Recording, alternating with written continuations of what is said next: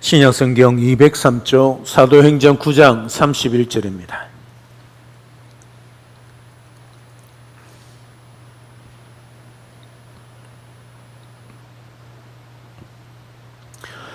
오늘 하나님께서 우리에게 주시는 말씀입니다. 제가 봉독해 드립니다. 그리하여 온 유대와 갈릴리와 사마리아 교회가 평안하여 든든히 서가고 주를 경외함과 성령의 위로로 진행하여 수가 더 많아지니라.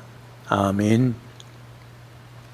일제 강점기 때 우리나라, 특히 한국 교회는 엄청난 고통과 고난과 핍박을 당했습니다.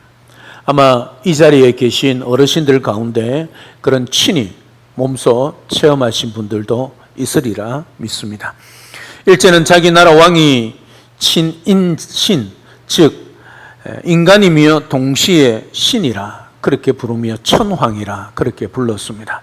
그래서 신이 다스리는 일본이 세계를 다스리는 나라가 될 것이라면서 일본 천황을 신으로 대하고 숭배하라고 강요했지요. 그것이 바로 신사참배입니다. 그러나 당시 복음을 전하는 많은 사역자들이 그것은 거짓말이다. 천하를 다스리는 분은 오직 하나님이시고 그분을 무시하고 자기가 신이라고 하는 일본은 망할 것이다. 예수님께서 만왕의 왕이 되시고 그 예수님이 재림하시면 일본 왕이나 악을 행한 모든 자들이 심판을 받을 것이다. 그 예수님이 재림할 그때 우리는 심판받지 않고 하나님의 자녀로서 영생 복락을 누릴 것이다. 그러므로 우리들은 일제에 굴하지 말고 끝까지 하나님만 섬기고 신앙생활을 바르게 하자 그렇게 외쳤습니다. 사랑 여러분, 세상 살기는 너무 힘들었습니다. 하지만 그래도 예수님을 믿는 믿음으로 인하여 그 핍박을, 고통을 견디면서 소망 가운데 살았습니다. 그 암울한 시절에 하나님마저 몰랐다면 아마 참 힘들어 삶을 살았을 것입니다. 그래도 신앙을 가진 성도들은 그래도 핍박 속에 하나님으로 인하여 성령의 위로로 인하여 평안한 삶을 살았습니다. 지금 우리는 어떻습니까? 정반대 상황 아닙니까? 너무 편합니다. 그럼에도 불구하고 여러분들에게 평안이 있으십니까? 너무 편한데 평강이 여러분들에게 있으십니까? 그렇지 않다면 무엇이 문제이겠습니까? 오늘 본문에 보면 그 답을 찾을 수가 있습니다.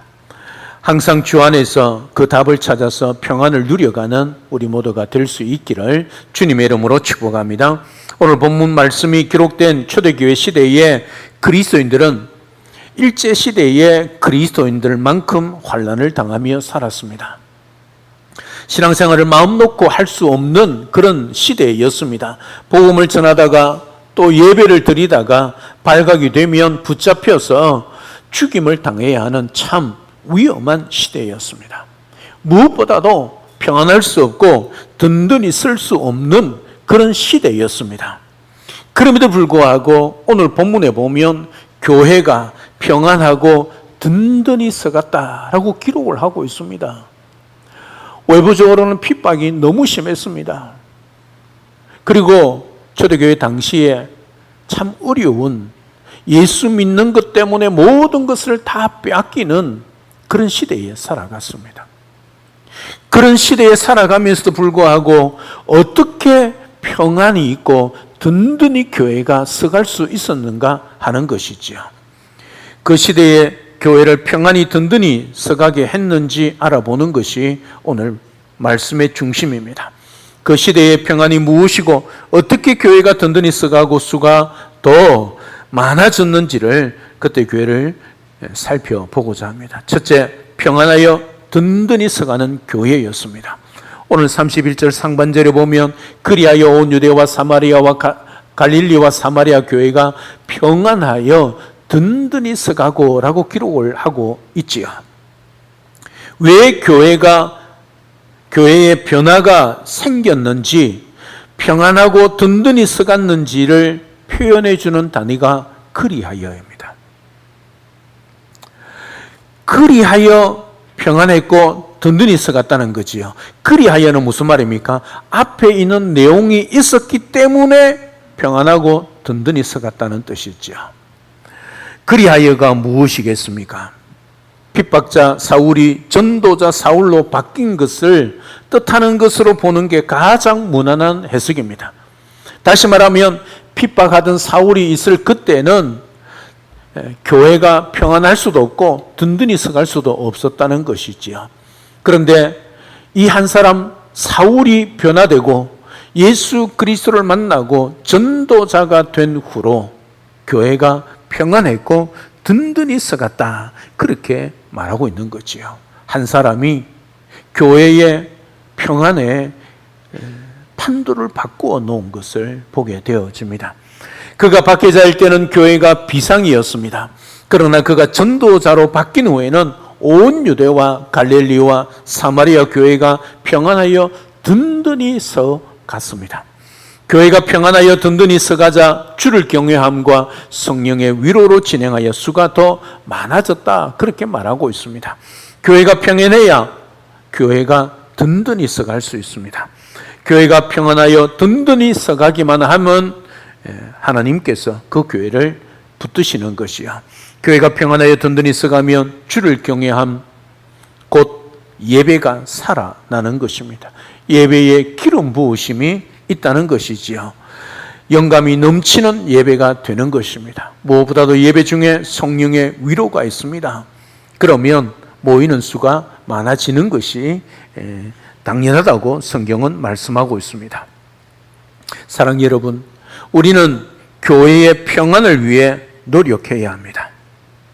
교회 안에 평안을 깨는 가장 대표적인 것이 뭐냐면 말입니다. 우리가 하는 말입니다. 말은 한번 뱉으면 주워 담을 수가 없습니다. 자기만 생각하는 이기적인 말, 안 되는 쪽을 늘 말하는 부정적인 말, 감정이 걸러지지 않은 거친 말, 남을 시기하고 질투하는 비난하는 말, 한마디로 덕이 되지 않는 말이지요. 은혜가 되지 않는 말입니다. 보면 성도들이 덕이 되지 않는 말을 교회 안에서 너무 쉽게 하는 것 같습니다. 그게 교회의 평안을 깨고 더 나아가 교회를 무너뜨리고 또 교회의 부흥을 가로막는 무서운 죄가 된다는 것을 모르는 것 같습니다. 사랑 여러분, 입에 파수꾼을 세우시기를 바랍니다. 파수꾼이 뭡니까? 지키는 자입니다. 입술을 지키란 말입니다. 기막힌 현실은 평안한 교회가 많지 않고 든든히 서가는 교회가 많지 않다는 겁니다. 교회 수는 많아지기를 바라지만 그게 우선이 아니지요. 교회가 평안하여 든든히 서가는 것이 우선입니다. 그리하면 성령이 위로함과 역사함과 부흥을 허락하여 주신다는 것이 오늘 본문의 말씀입니다. 우리 영동 중앙교회가 평안을 힘써 지키는 교회가 되기를 주님의 이름으로 축복합니다. 또한 여러분이 제대로 믿어서 만나는 그런 삶, 소금과 빛의 사명을 잘 감당하는 우리 모든 성도님들 되시기를 주님의 이름으로 축복합니다. 두 번째, 주를 경외함과 성령의 위로로 진행하여 수가 더 많아진 교회였습니다. 31절 하반절에서 그렇게 기록을 하고 있습니다. 교회가 세상이 줄 수 없는 참된 평안을 가지고 든든하게 서가고 있었으며 더 진행하여 교회 안의 성도의 숫자들이 더 많아졌다, 그렇게 말하고 있습니다. 지역의 교회들도 많아졌을 것이고 각 지역 교회 성도들도 더 많아졌을 것입니다. 교회 수가 많아진 데에는 주를 경외함과 성령의 위로가 있었기 때문이라 그렇게 기록을 하고 있습니다. 참된 교회는, 그리고 그 참된 교회가 부흥하기 위해서는 주를 경외함과 성령의 위로가 있어야 한다는 말이지요. 하나님을 경외하지 않는 교회는 교회가 아닙니다. 하나님을 두려워하지 않는 성도는 성도가 아닙니다. 자신이 죄인인 줄 모르고 하나님 앞에서 두려워 떨지 않는 사람은 아직 믿음이 무엇인지 모르는 사람이거나 아니면 하나님을 노골적으로 등을 돌리는 것이지요. 두려운 마음으로, 간절한 마음으로 예수 그리스도의 십자가를 의지하지 않기 때문에, 자기 중심적으로 살기 때문에 그런 것이지요. 교회 부흥은 성령 하나님께서 주도해 가십니다. 교회를 누가 든든히 세우고 누가 평안케 하느냐, 우리의 성도의 삶에 평안이, 평강이 넘치도록 누가 인도하시는가? 성령 하나님이란 것을 말씀하고 있는 거지요. 인간들이 자기의 머리로 인위적인 방법으로 하는 것은 부흥이 아닙니다. 이단들의 교회는 엄청 크고 엄청 많은 사람들이 몰려듭니다. 그것을 교회라고 하지 않습니다. 물론 자기들은 교회라고 부르지만 우리는 그것을 교회라 부르지 않습니다. 왜요? 하나님의 말씀, 성령 하나님의 역사가 아닌 인간이 자기 머리로 사람을 속이고 있는 것이기 때문이지요. 우리가 할 일은 하나님을 경외하는 것입니다. 즉 두려운 마음으로 섬기는 것이지요. 그러면 성령께서 우리를 위로해 주시고 우리를 도우시고 인도해 주시는 겁니다. 인류의 가장 큰 죄악 중에 하나가 하나님을 두려워하지 않고 섬기지 않는 겁니다. 하나님을 천지 만물을 창조하신 창조주로 인정하지 않는 것이지요. 하나님을 우주 만물의 주인으로 인정하지 않는 겁니다. 하나님께서 우리에게 주신 성경 말씀을 하나님의 말씀으로 인정하지 않는 것입니다. 그 성경 말씀의 약속을 통해 우리를 구원하시려 이 세상에 오신 예수님을 믿지 않는 것이지요. 구원의 필요도 모르고 구원의 예수님도 거절하는 것이지요. 이것이 인류의 가장 큰 죄악 중에 하나입니다. 주님께 예배드리면서도 경외심이 없습니다. 두려운 마음으로 최선을 다해서 예배드리지 않습니다. 그냥 구경꾼 노릇하는 것이 오늘날의 예배가 아닌가 싶습니다. 찬송을 드리면서도 건성건성으로 합니다. 여러분, 예배 시간에 찬송 드릴 때 어떻게 찬송하고 계십니까? 그 찬송 앞뒤 좌우에 성도가 듣는 것 아닙니다. 물론 귀에 들리지요. 여러분, 찬송을 왜 합니까? 하나님의 영광을 위하여, 하나님의 이름을 위하여 찬송하는 것 아닙니까? 그런데 예배 시간에 찬송에 내 목이 아프다고, 내 컨디션이 안 좋다고 대충 할까요? 그만큼 하나님 앞에 죄가 어디 있겠습니까? 차라리 예배 자리에 나오지 말지요. 여러분, 예배 순서마다 우리가 마음을 다하여 영과 진리로 예배해야 합니다. 말씀이 예배 시간에 중요하지요. 하지만 더 중요한 것은 그 예배 순서를 통하여, 올라가는 예배를 통하여 하나님 앞에 영광 올려드리고 하늘로부터 내려오는 위로와 평안과 은혜를 우리가 받아 누릴 수 있도록 우리의 마음을 집중해야지요. 어떻게 해요? 영과 진리로 예배해야지요. 성령을 의지하여 진리 가운데 하나님의 말씀을 의지하며 예배해야지요. 그런데 기도할 때 눈 뜨고 돌아다닐 수 있겠습니까? 하나님의 말씀을 듣는데 졸 수 있겠습니까? 하나님 앞에 찬송하는데 어떻게 건성건성으로 입만 뻥긋뻥긋 할 수 있겠습니까?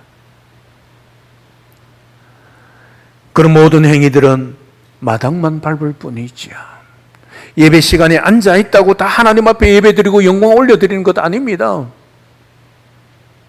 우리의 마음을 다하여 경외함으로 하나님 앞에 찬송하고 영광 올려드리고 예배해야 합니다. 사랑 여러분, 이런 것들이 잘못인 줄 알고 하나님을 경외함으로 섬기는 것이 성도가 해야 할 가장 기본적인 일이지요. 십자가 복음에 감격하며 구원받은 백성으로서 참된 예배를 드리는 것이 교회가 해야 할 가장 중요한 일 아닙니까? 교회에 나오는 여러 가지 목적 중에 가장 중요한 것이 무엇이겠습니까? 성삼위 하나님 앞에 예배하는 일 아니겠습니까? 우리의 기도, 우리의 찬송, 우리의 찬양, 우리의 말씀, 그리고 교제, 이 모든 것들을 통하여 예배 가운데 임재하시는 성삼위 하나님을 만나고 교제하는 것, 이것이 하나님의 사람으로 성도로서의 우리의 영이 새로워지고 우리 영이 채워지고 또 우리의 삶의 풍성한 은혜를 누리게 되는 것이지요. 그래서 예배 성공이 인생 성공이라고 말하고 있지 않습니까? 예배 시간에 앉아 있다고 다 하나님 앞에 영광 올려드리고 예배 드리는 것 아닙니다. 찬송한다고 다 하나님 앞에 영광 올려드리는 것 아닙니다. 여러분 입술로 찬송합니까? 마음으로 찬송하십니까? 정말 하나님의 은혜를 기억하며 하나님 앞에 영광 올려드리고 있느냐는 것이지요. 이런 예배 하나님 앞에 올려드리는 것이 우리의 사명입니다. 이런 교회에 이런 성도들에게 성령님의 위로가 있습니다. 성령님께서 교회도 부흥시키지만 보혜사로서 우리를 위로하시고 도우시는 분입니다. 세상 사람들에게는 때로는 위로를 받지 못하지만 성령님이 우리를 위로하시는 거죠. 여기서 위로란 단어는 단순히 힘내라, 괜찮다 이런 위로 정도가 아니란 것이지요. 여러분, 누군가가 나의 어려움을 알고 손을 잡아주고 안아줄 때에 참 힘이 되지 않습니까? 그런데 그 사람이 우리에게 모든 문제를 다 해결해 줄 수 없지 않습니까? 그런데 그런 사람이 우리에게 위로의 한마디에 우리가 힘을 얻는다면 성령 하나님은 하나님이십니다. 제3위 하나님이십니다.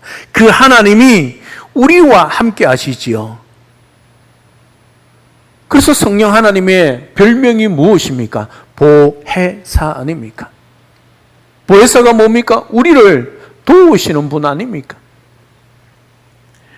우리 곁에 오셔서 우리와 함께 하시고 우리에게 지혜와 능력을 주시는 것이지요. 사람이 우리를 도와도 사람이 우리를 위로해 주어도 우리가 위로를 받는데 하나님이신 그분이 우리와 함께 하면서 우리의 손을 잡고 우리를 인도하시고 또 우리를 도우시는데 얼마나 큰 은혜가 되겠습니까? 그 성령 하나님이 보혜사 성령 하나님이 믿음을 강하게 해 주십니다. 바른 길로 나아가도록 인도해 주시는 거지요. 우리가 신앙생활을 잘 하려고 힘을 쓰고 애쓰면 애쓸수록 우리는 어떻게 해요? 안 되는 것 여러분 느끼지 않습니까? 정신 차리고 기도생활 열심히 하고 말씀 잘 읽고 그렇게 살고 많은 사람들에게 예수 그리스도의 복음을 전하며 전도하려고 그렇게 결단하고 시작하는데 그게 잘 되던가요? 작심삼일이면 참 그것도 감사하지요. 돌아서면 또 세상 것이 우리 눈에 들어오는 것이 우리의 모습 아닙니까? 그럴 때 우리가 성령 하나님을 의지해야 됩니다. 보혜사 성령 하나님. 그래서 우리가 이 땅에 신앙생활 할 때 성화를 이루어 갈 때 이 견인이 있지요. 우리 성령 하나님이 우리를 이끌어가는 거지요. 우리는 신앙생활 열심히 하려고 발부둥 치는데 퍼석하고 주저앉습니다. 그냥 차가 퍼지듯이 퍼집니다. 그럴 때 성령께서 우리를 번쩍 들으시고 우리 인생길을 걸어갈 수 있도록 힘주시고 위로하시고 또 우리에게 능력 주셔서 감당할 수 있도록 견인 도우시는 거지요. 이 제3위 하나님 보혜사이신 성령 하나님이 오늘도 저와 여러분들과 함께하고 계십니다.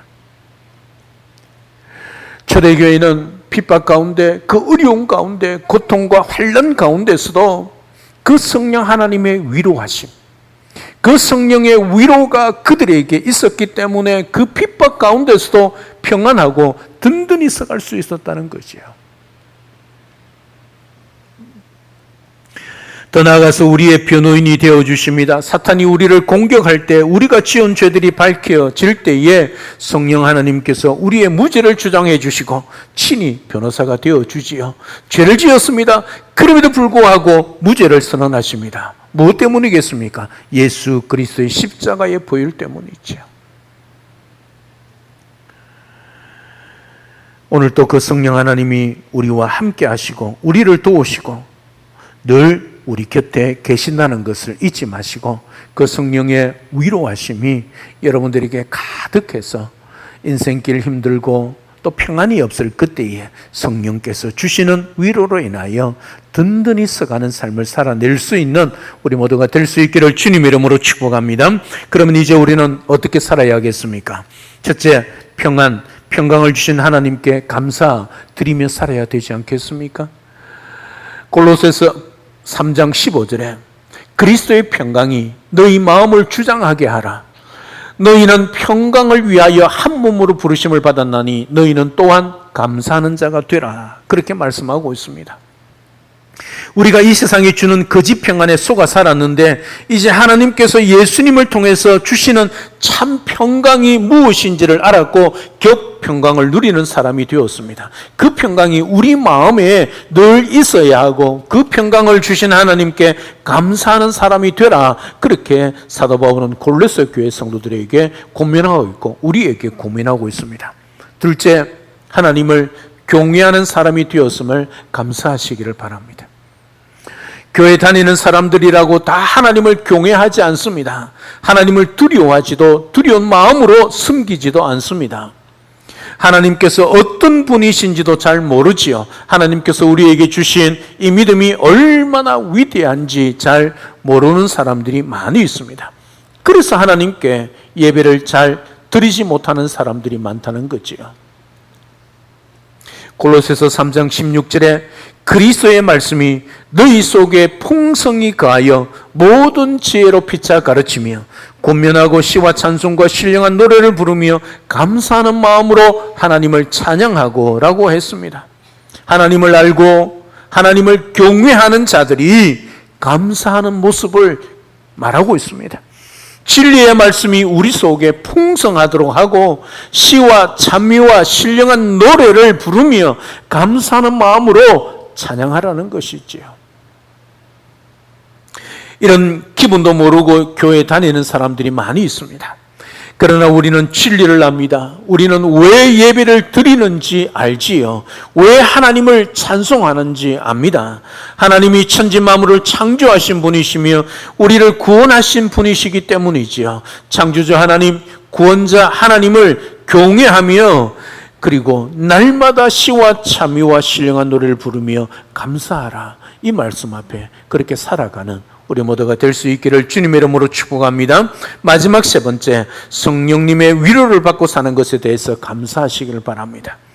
외롭고 힘든 세상에서 우리와 함께 해주시고 우리를 보호하시며 인도하시고 끝까지 지켜주시는 성령 하나님이 계시다는 것, 그 무엇보다 감사한 일이지요. 우리의 믿음이 점점 더 든든해지고 우리 한 사람 한 사람이 그리스도의 몸으로 세워져 나가고 있음에 감사하시기를 바랍니다.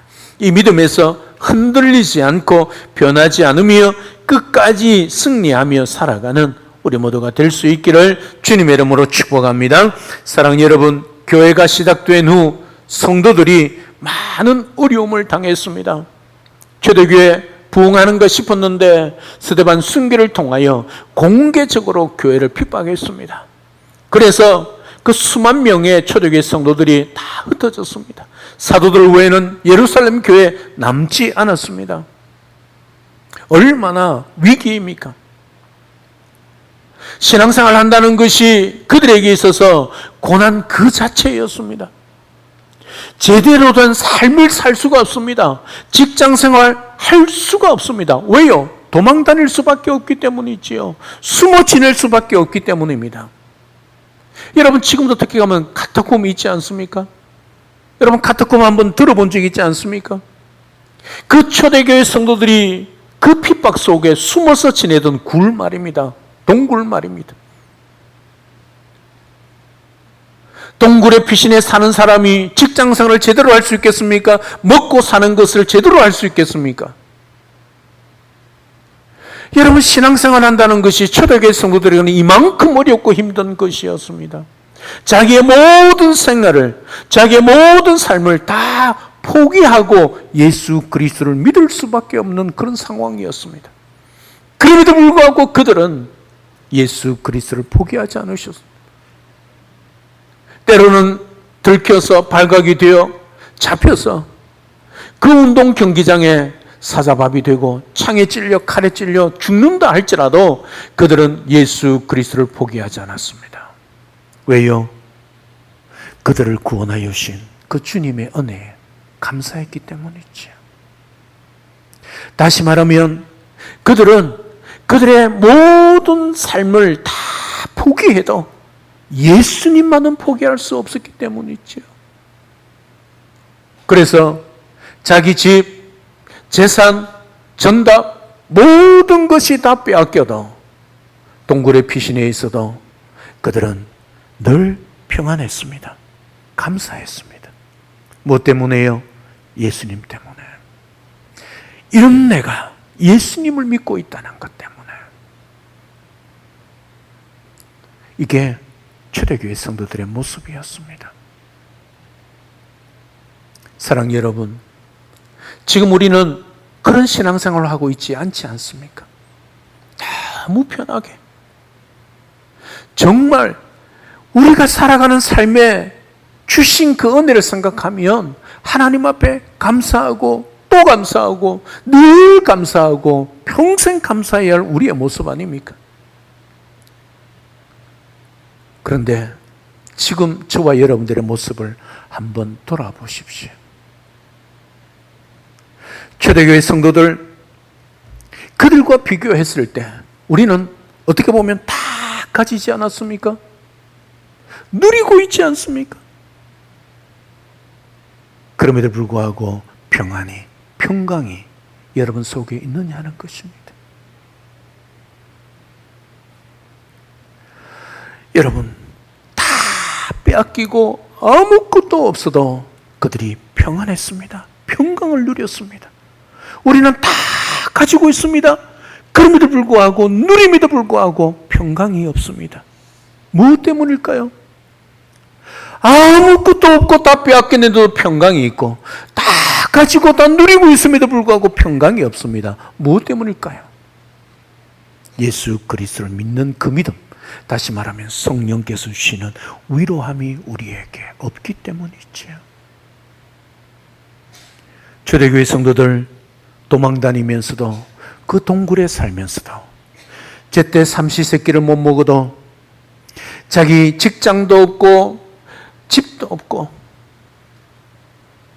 다 빼앗겨도 성령의 위로가 그들과 함께 있었기에 그들은 그것으로 인하여 기뻐하고 감사하고 평안하게 든든히 서가는 교회였다는 사실이죠.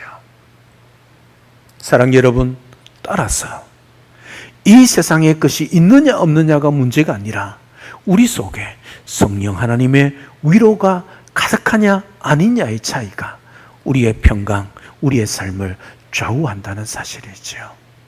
사랑 여러분, 이 세상의 것을 다 가져도 평안할 수 없습니다. 왜요? 평강은 위로부터 오기 때문이죠. 성령이 주시는 것입니다. 오늘 또 초대교회 성도들 핍박 가운데 숨어 살고 도망다니며 그렇게 살아도 성령의 위로하심으로 평강이 그 평강이 가득하여 기뻐하고 감사하며 살았던 이 모습, 이것이 우리의 모습이어야 하고 이것이 우리 영동중앙교회의 모습이어야 하지 않겠습니까? 우리 영동중앙교회가 참된 믿음이 있고 참된 평안을 누리는 교회, 성령님이 역사하심으로 진리를 바로 알고 바른 믿음을 가진 교회가 되어야 하지 않겠습니까? 이런 귀한 영광스러운 교회의 가족이 된 것을 여러분 자랑스러워 하시기를 바랍니다. 그리고 이런 은혜를 주신 하나님 앞에 감사하시기를 바랍니다. 여러분, 우리 건강을 위해서 어떤 사람은 건강 특강을 할 때 이런 말을 하지 않습니까? 웃음이 우리에게 뭐요? 보약이라고 말합니다. 그래서 옛날에 코미디에 이런 코미디가 있었습니다. 웃으면 복이 와요. 그래서 어떤 사람은요, 억지로라도 입을 크게 열고 사람이 없을 때 막 고함을 치서 웃으라는 거죠. 그러면 우리 몸이요, 달라진다는 거죠. 그게 웃음 치료하는 사람들의 주장입니다. 실제로 해보십시오. 그리할 수 있습니다. 여러분, 감사도요, 억지로 감사해 보십시오. 무엇이 있어야, 무엇이 이루어진 것이 있어야, 주신 것이 있어야 감사하지, 그렇게만 생각하지 마시고 미리 감사해 보십시오. 여러분, 이 감사를 표현하는 말이 우리에게 얼마나 은혜가 되는지 모릅니다. 우리나라 사람들요, 이 감사하다는 말을 참 인색합니다. 그렇죠? 그렇지 않습니까? 뭔가 주면 감사합니다 보다는 뭐지요? 그걸 놓고 평가하지 않습니까? 아이들도 그렇습니다. 그런데 미국 사람들은 그렇지 않지요. 미국 사람들은요, 뭐만 해도 그죠? 뭐라고 그럽니까? 뭐라고 그러지요? 잘 알면서 입을 다물고 뭐라고 그러지요?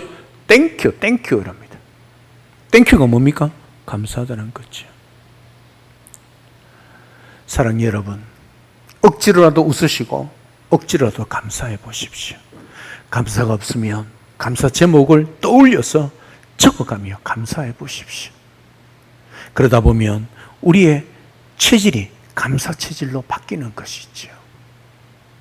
뭔가 감사할 제목만 있을 때 감사하는 것도 좋지만 범사에 감사해 보십시오. 그러면 우리 하나님이 우리에게 주시는 것, 그것으로 인하여 우리는 더 평강을 누려갈 수 있을 겁니다. 초대교회 성도들, 가진 것 없고 빼앗겨도, 도망다니며 복음을 전해도 예수님 때문에, 성령의 위로함 때문에 그들이 평강을 누렸던 것처럼 우리도 그리해야 하지 않겠습니까? 가지면 가질수록 더 평강이 넘치고 은혜가 넘쳐야 하지 않겠습니까?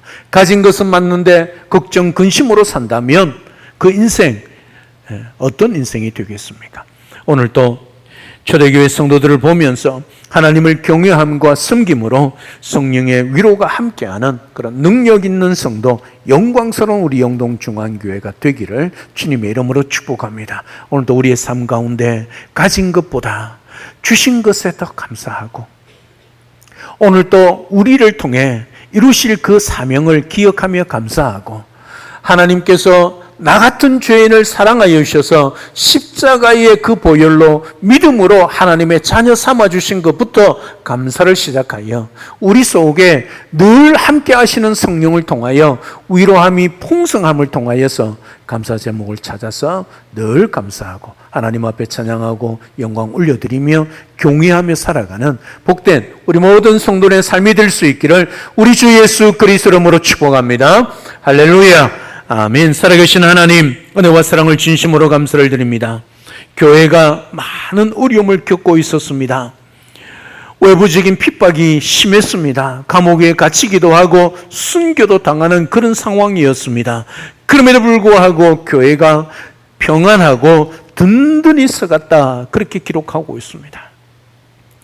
하나님을 경외하는 것과 성령의 위로함이 그들 속에 가득했기에 그들은 이 세상의 삶은 좀 불편하고 어려움을 당하고 고통을 당하고 고난을 당해도 하늘로부터 주시는 그 성령의 위로함을 통하여 그들이 평강을 누리며 든든히 서가는 교회로 세워갔다는 사실을 기억하고, 우리 모든 성도들, 성령 하나님이 오늘 또 우리와 동행하시며 우리를 지키시고 인도하시고 도우시며 보혜사 성령께서 우리를 변호하시며 변호사 역할을 감당하여 하나님 앞에 설 수 있게 하신다는 사실을 기억하고, 그 성령의 위로함이 우리 속에 가득하여 이 땅에 살아가는 우리의 삶에 평강이 넘치고 또 언제나 감사가 넘치는 그런 삶을 살아가는 복된 우리 모두가 될 수 있도록 인도하여 주시옵소서. 감사를 드리며 예수님 이름으로 기도드리옵나이다. 아멘.